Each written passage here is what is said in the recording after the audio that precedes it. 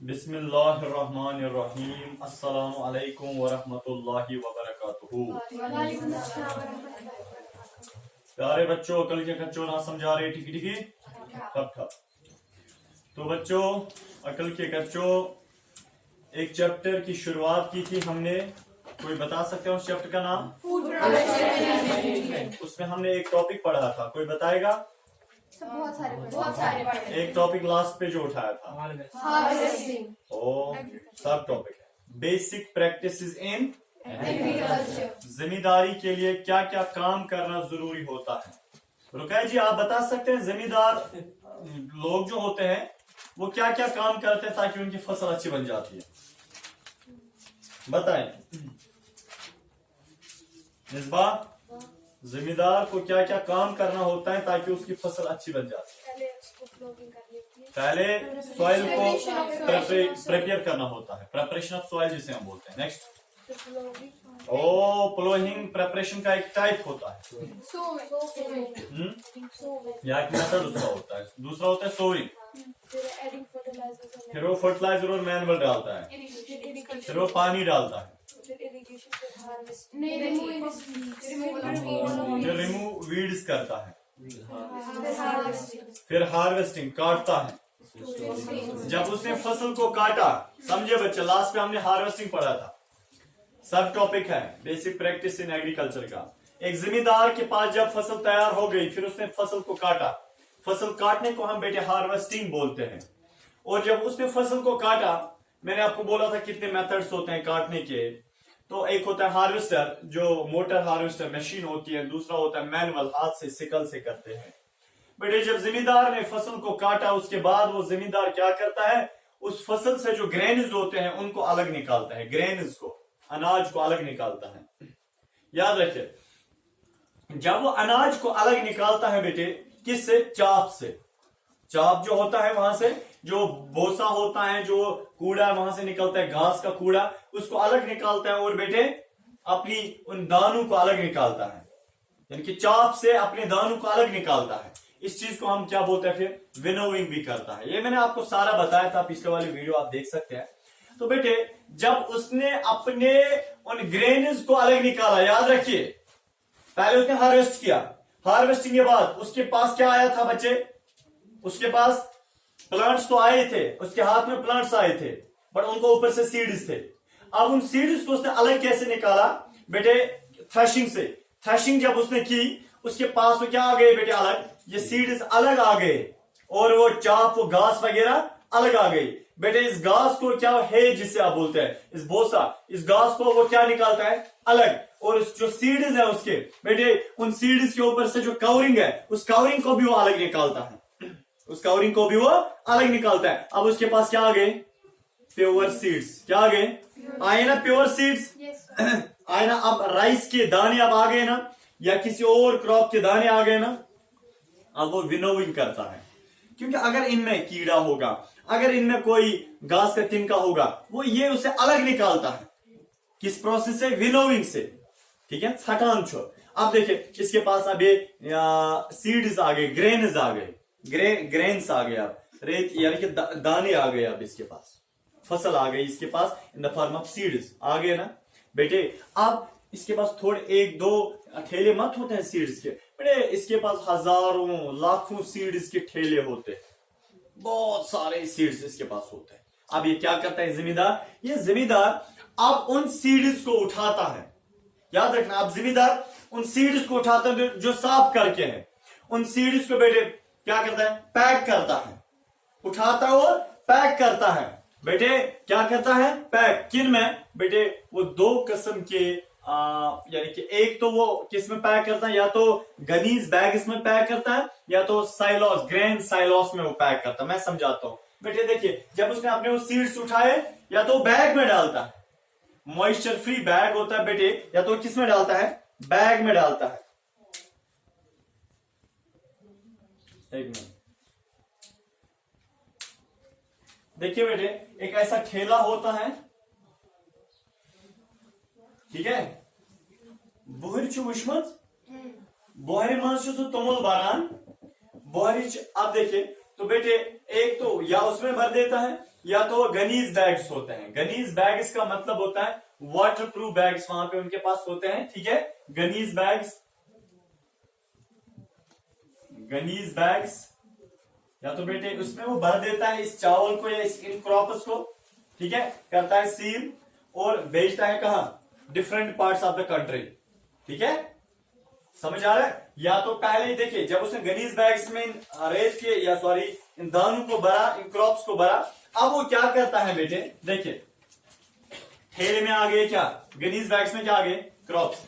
अब वो in crop ठेलों को एक हॉल में जमा रखता है, एक हॉल में बड़े जमा रखता है, समझ आया, क्या रखता है, जमा रखता है, रखा ना बेटे। या तो गनीज बैग्स में इन सीड्स को भर देता है, या तो उसके पास दूसरा होता है grain silos, grain silos, SILOS, silos. देखिए ग्रेन साइलोस क्या होता है, ग्रेन साइलोस बेटे मेटल का बना होता है, ओ मेटल का एक छोटा सा घर जैसा होता है इसे, ठीक है,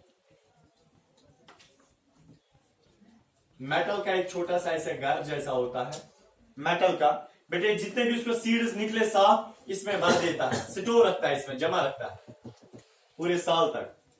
देखिए या तो वो ठेलों में भरता है, ठीक है, या तो ग्रेन साइलोस में भरता है। ग्रेन साइलोस मेटल का होता है, ठेला तो पता ही है ये बेचारा किस चीज का बना होता है। दैट मीन्स दो किस्म के, या तो वो बैग में भर देता है या तो बेटे इस ग्रेन साइलोस में भर देता है, किनको, क्रॉप्स को। अब जमींदार अब अपने स्टोर में, गोडाउन में जमा रखता है, अब अपने गोडाउन में जमा रखता है, उसके पास बड़ा सा गोडाउन होता है जहां पे इसको स्टोर रखता है। फिर गवर्नमेंट की कोई एजेंसी जैसे फूड कॉर्पोरेशन ऑफ इंडिया आती है, FCI, food corporation of India आती है उस बंदे के पास, उस जमींदार के पास, और उसे ठेका लेते हैं। ठेका का मतलब FCI, food corporation of India, मैं लिखता हूं यहां पे फूड कॉर्पोरेशन ऑफ इंडिया। हमारे यहां कश्मीर में FCI का ब्रांच है, कहां पे, करानगर में, ठीक है।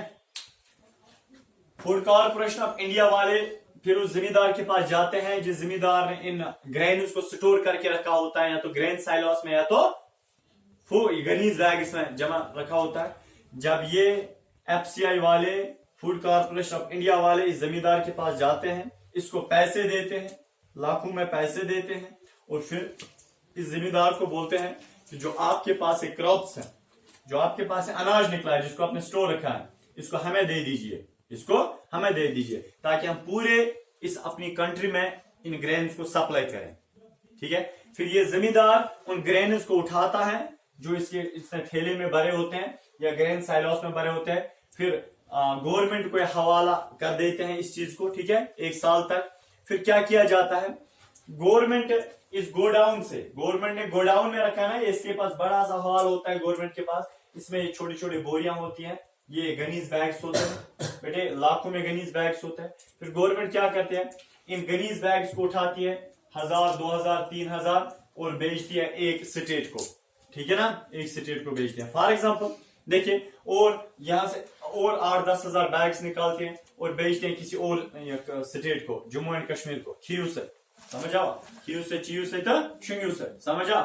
और बेटे उसके बाद और 10-20 हजार ये गनीज बैग्स उठाते हैं जिसमें क्रॉप्स होते हैं और बेचते हैं किसी और स्टेट को। दैट मीन्स पूरे साल सर्कुलेट होता रहता है कौन, ये क्रॉप्स। बट ये पहले कहां पे जमा होता है, किसी गोडाउन में जमा होता है, ठीक है ना। गोडाउन में किस में होता है, या तो गनीज बैग्स में या तो ग्रेन साइलोस में जमा होता है बेटे। इसी को हम बोलते हैं स्टोरिंग। जब जमींदार हार्वेस्टिंग करता है, उसके पास फिर वो ग्रेन्स, क्रॉप यानी कि सीड्स आते हैं, जो ग्रेन्स उसके पास आते हैं, में सीड्स मिला, अब उन सीड्स को फिर किसी गोडाउन में जमा रखना, प्रॉपर मैनर में उनको जमा रखना बेटे, इस चीज को हम बोलते हैं स्टोरिंग ऑफ सीड्स। क्या बोलते हैं, स्टोर।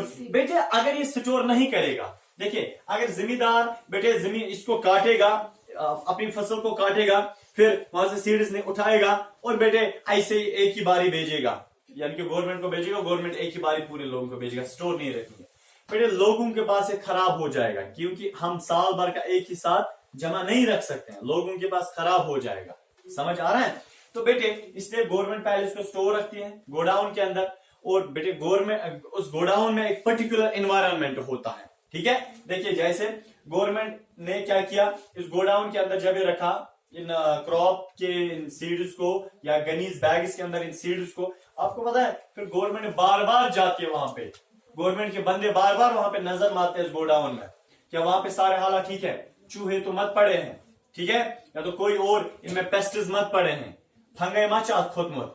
तो बेटे बार बार यहाँ पे पेस्टिसाइड स्प्रे किया जाता है। पेस्टिसाइड एक दवाई होती है जो पेस्ट को मार देता है, उसकी स्प्रे की जाती है इनके ऊपर, ग्रेन्स के ऊपर, इन गनीज बैग्स के ऊपर, ताकि वहां पे क्या कीड़ा ना पड़े, ताकि वहां पे चूहा ना पड़े, ताकि वहां पे फंगाई ना चढ़े, हमारे क्रॉप्स को खराब ना किया जाए, बराबर यानी कि बार बार इनको स्प्रे किया जाता है। तो क्रॉप्स को काटना, उसके बाद जब इन क्रॉप्स को जमा रखा जाता है किसी गोडाउन में, बेटे इस चीज को हम बोलते हैं स्टोरेज ऑफ ग्रेन्स, ठीक है ना, या स्टोरेज या ग्रेन स्टोरेज हम इसको बोलते हैं, या क्रॉप स्टोरेज या स्टोरेज ऑफ क्रॉप्स, समझ आ रहा है। तो जमा जब रखा जाता है उसको हम बोलते हैं storage of crops. Basically storage of crops का एक ही मकसद होता है, पूरे साल अपनी कंट्री को या पूरे साल लोगों तक क्रॉप्स का पहुंचाना होता है, इसका मकसद एक ही होता है, समझ आ रहा है। तो इंशाल्लाह नेक्स्ट वाले लेक्चर में हम किस के बारे में बात करेंगे, यानी कि जो एनिमल्स से क्या प्रोडक्ट्स हमें मिलते हैं, बर्ड्स हमें क्या प्रोडक्ट्स मिलते हैं, ठीक है ना, कैटल रियरिंग क्या होता है, इंशाल्लाह हम उसी वक्त देखेंगे।